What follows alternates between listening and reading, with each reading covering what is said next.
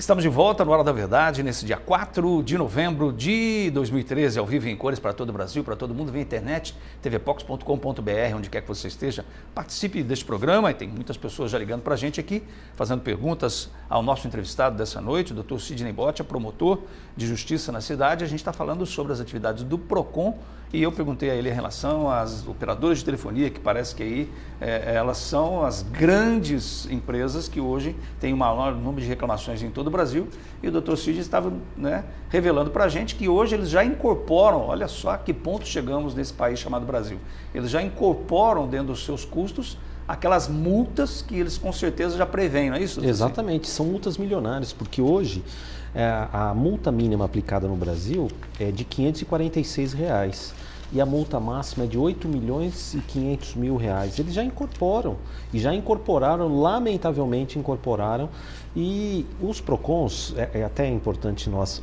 ressaltarmos, William, nós temos vários PROCONs que atuam vários órgãos de defesa do consumidor. Nós temos o PROCON Assembleia, nós temos o PROCON do Ministério Público, nós temos o PROCON Municipal, né? E a legitimação, ou seja, a lei permite que estes vários órgãos atuem em conjunto ou isoladamente, sempre tutelando o interesse do consumidor. E sem relação de subordinação, o PROCON Assembleia tem a sua autonomia, o PROCON Municipal tem a sua autonomia, o PROCON do Estado de Minas Gerais, vinculado ao Ministério Público, tem a sua autonomia, e no caso e nós já tivemos, por exemplo, um caso aqui muito interessante alguns anos atrás, foi uma fiscalização do PROCON Municipal numa determinada loja, verificar a precificação, uma revendedora de calçados, falou assim, não, está tudo ok. Coincidentemente, a fiscalização nossa do PROCON estadual foi lá 10 dias depois e autuou, né? Falou, não, está irregular, autuou. Ele falou assim, mas eu fui fiscalizado pelo PROCON há 10 dias atrás. Eu falei, não foi. Pelo PROCON nosso não foi. Né? E qual a autuação e qual a visita que prevalece? A que diz que não tem irregularidade ou a que diz que tem irregularidade? Sempre prevalecerá o posicionamento que mais beneficia o consumidor. Porque essa legitimação, portanto, é o que nós chamamos juridicamente uma legitimação concorrente, atuam em concurso e disjuntiva. Cada um pode atuar isoladamente, mesmo superando uma interpretação dada por um outro órgão de defesa do consumidor. Outra reclamação de consumidor, que na verdade esse dia eu estava conversando com o meu irmão, ele falou assim, olha, eu fui em determinado supermercado da cidade e o que eu notei? Ele disse, eu também já notei há tempos, mas continua acontecendo. Os supermercados, alguns, não sei se todos, não posso me referir dessa forma, mas de qualquer maneira acontece deles colocarem imperceptivelmente dentro da conta, dentro da nota, alguns centavos a mais, que o consumidor geralmente não reclama, porque ele, 3 centavos a mais, 2 centavos. Eu fiz um cálculo aproximado, se um supermercado hoje pegar 3 centavos de cada consumidor, e esse supermercado, por exemplo, tiver 10 mil pessoas por dia fazendo suas compras, o que isso gera, né? De valor para o supermercado indevidamente. Mas nós, conforme o senhor mesmo disse, em relação à passividade nossa, a gente acaba aceitando muito essas coisas, né? E o supermercado continua fazendo isso. Aceitando a balinha de troco, né? Deixando os centavos a mais. Essa outra questão que colocada, na realidade, caracteriza fraude, caracteriza crime.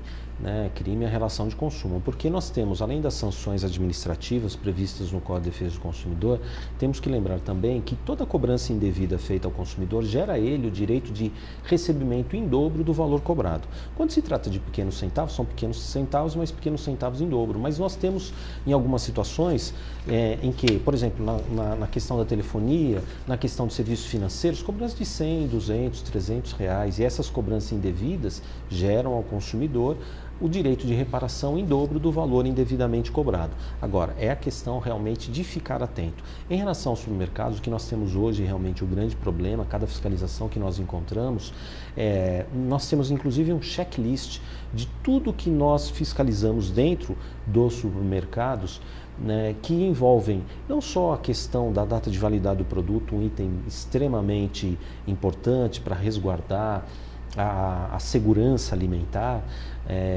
até a fiscalização de produtos, por exemplo, que são colocados em promoção porque estão próximos do vencimento, tem que ficar muito bem registrada essa situação, a questão da distância dos leitores de código de barra, né? Fazemos essa medição nos locais, a questão de aceitação de cartão de crédito, recusa ou não de cartão de crédito, cobrança de valores diferentes em relação ao cartão de crédito, ao que é pago em dinheiro ou cheque, mas infelizmente eles continuam com um grande problema, que é o problema da exposição de produtos com data de validade vencida. Hoje nós vamos fiscalizar e cada enxadada é uma minhoca. Tanto que eles vão lá no PROCON, né, porque depois da autuação há um prazo de defesa por até 10 dias e a legislação determina que seja feita uma tentativa de conciliação.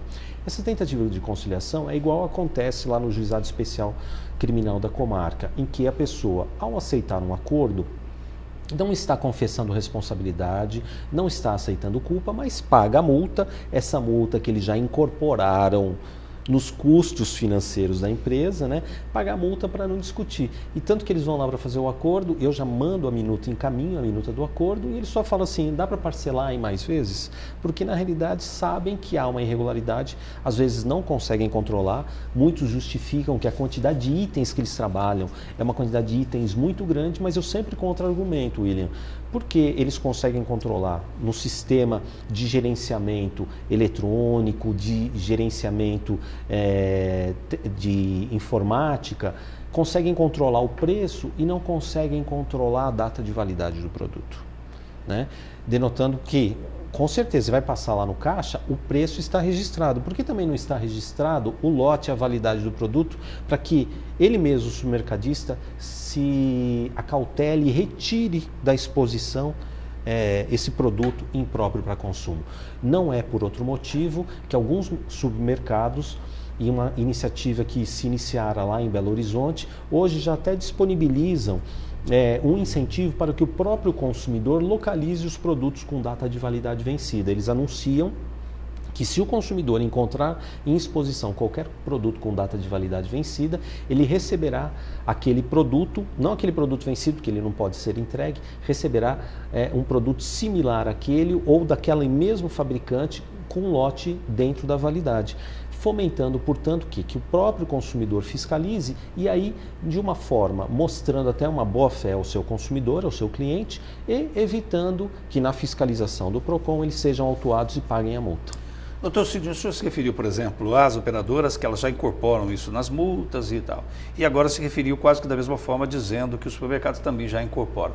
Até que ponto, tanto as operadoras de telefonia, as empresas que são reincidentes, elas podem continuar a ser reincidentes sem maiores problemas? Ou seja, daqui a pouquinho, daqui a 15 anos, nós estamos falando, olha, doutor Sidney, os supermercados continuam. Você fala, realmente eles continuam. E as operadoras continuam também. Até que ponto isso não tem um peso de dizer assim, bom, agora nós vamos lacrar o supermercado? Isso pode, porque na realidade nós já tivemos precedente aqui alguns anos atrás, em que eu proferi como órgão administrativo, e aí é importante que o consumidor note que a fiscalização do PROCON gera uma multa, é uma multa que é igual a multa que a Receita Federal aplica, é igual a multa que a Receita Estadual aplica, né? A fiscalização do PROCON é uma fiscalização igual à fiscalização trabalhista.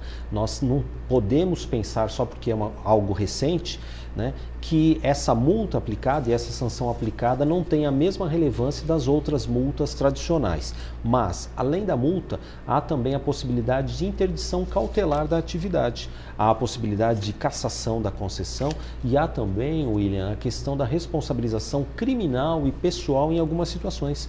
Por exemplo, no caso de produtos com data de validade vencida, nós sempre notamos quando o comerciante faz isso de má fé, além da apreensão do produto, além da aplicação da multa, há também um processo criminal, né, pela má fé envolvendo esse aspecto. E aí sim, quando pesa para a pessoa física, que seja o seu diretor, que seja o seu gerente responsável, eles começam a tomar um pouquinho mais de cautela. Porque muitos se escondem, isso acontece muito em relação à concessionária de serviço público, fala assim, a empresa que vai pagar, né? Então nós Mudamos um pouquinho a estratégia de abordagem, fala assim, tudo bem, a empresa vai pagar, agora você, pessoa física, vai responder criminalmente, porque não existe responsabilidade penal de pessoa jurídica no Brasil, exceto para crimes ambientais. Só em crimes ambientais que a pessoa jurídica, a empresa, responde, né? A responsabilidade penal, portanto, é uma responsabilidade pessoal e aí sim faz com que o dirigente reflita um pouco melhor, né, sobre esse aspecto, sem prejuízo da possibilidade de interdição cautelar. Agora, por exemplo, no serviço de telefonia, você corta a concessão e você deixa milhões de pessoas em todo o país sem o serviço de telefonia. E é por isso que a concorrência, quando ela é feita de maneira leal, ela tem que ser estimulada. Por quê? Porque a concorrência melhora a relação qualidade-preço, qualidade-preço. Doutor Sidney, eu pensei agora com os meus 2 neurônios aqui, se não seria interessante, aí é uma sugestão que eu nem sei se ela é aplicável do ponto de vista legal, se, por exemplo, nós tivéssemos no supermercado que fosse tremendamente reincidente, se fosse colocado dentro do supermercado alguma coisa assim. Eu fico imaginando aquelas empresas que têm X dias sem acidentes de trabalho, né, aquelas coisas todas. Se fosse colocado dentro do supermercado, este supermercado está sendo, sabe, essas coisas que o supermercado estaria dentro dele alguma notificação judicial onde as pessoas falassem, entendeu? Por quê? Porque isso gera no consumidor, porque ele não fica sabendo disso. E aí você geraria no consumidor aquilo que você estava dizendo em relação ao boicote. Pois é, William, mas aí eu vou até transpor para uma situação mais grave na nossa sociedade. Uhum. É a mesma coisa da pessoa que vota em político condenado. É a mesma coisa a pessoa que se desloca a um supermercado que foi punido. Há quem vote em político condenado, há quem compre em supermercadistas ou em fornecedores que não respeitam a relação de consumo. Como é que nós mudamos isso? Porque é o momento de devolução, né? Porque quando um político age, vamos dizer, de uma forma que a gente observa que ele não está agindo bem, não tem como, enquanto ele não terminar o seu curso, muitas vezes tem, mas em geral você não tem como devolver no Procon. Falei, eu vim fazer uma reclamação do produto, tô ele aqui de volta. Não há como isso, mas na eleição, sim, né? Você pode dizer, não, esse produto eu não quero. E na questão dos supermercados, hoje realmente uma questão muito sensível, porque muitos supermercadistas trabalham com representantes comerciais, em que o próprio fabricante do produto vai lá e coloca na gôndola os seus produtos e esse representante é que tira da gôndola os seus produtos, né? E aí os supermercadistas vão lá e são autuados e falam assim, poxa vida, mas foi lá o representante da empresa que foi me visitar na semana passada e não modificou o produto, e a nós só cabe falar assim, o senhor tem o direito de regresso, de se ressarcir da multa paga em relação a ele. E outra coisa também muito importante que nós temos notado, quando nós apertamos e começamos a apertar e a fiscalização era somente em Poços de Caldas, os representantes tiravam esses produtos vencidos ou prestes a vencer de Poços de Caldas e colocavam nas cidades do entorno. E nós passamos a fiscalizar as cidades do entorno e começamos a localizar esse mesmo tipo de problema. Então eles estão indo para outras regiões, né? Então é um jogo de gato e rato. Bem, tem o Dr. Sidney aqui falando sobre o direito do consumidor, nós vamos colocar no ar agora, eu vou até apresentar a primeira matéria, inclusive a jornalista Natália Carvalho escreveu para a gente aqui, eu vou me permitir registrar. O Ministério Público de Poços de Caldas recomendou ao DEMAI, na questão da instalação de eliminadores de ar, que o órgão instale esses aparelhos em hidrômetros sempre que isso for solicitado por consumidores. A medida gerou polêmica e o departamento disse que vai retirar os aparelhos de casas e estabelecimentos e não vai instalar novos. Com relação a esse problema que Poços de Caldas está vivenciando, nós vamos colocar aí para você uma matéria feita aqui pela TV Poços, para que a gente acompanhe alguns detalhes dessa situação.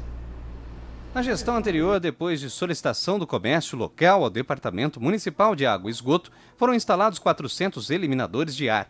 O aparelho permitiu uma redução na conta de água desta loja, por exemplo, de quase R$1.000. Sem o aparelho, o valor subiu de quase R$4.500 para mais de R$5.600. O problema é que agora o DEMAI pretende retirar esses equipamentos. Já vem de muito tempo que os empresários reclamam que quando falta água, ao retornar, vem ar, e esse ar empurra o hidrômetro e se paga, em média, aí, em torno de 28% mais caro em decorrência desse ar, ou seja, está se pagando ar pela água. Eliminadores de ar são equipamentos colocados pouco antes da medição de água, evitando que o fluxo de ar que vem pelo cano passe pelo hidrômetro e seja cobrado ar como se fosse água.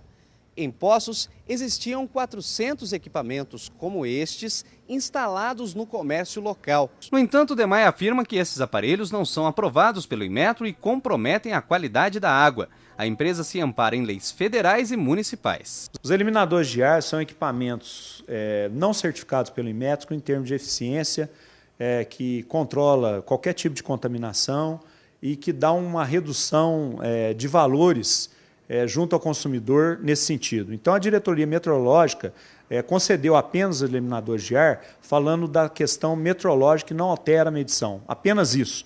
Mas a eficiência do equipamento, nesse sentido que eu acabei de citar, o Inmetro nunca cedeu e nem autorizou e nem certificou esses eliminadores de ar no Brasil.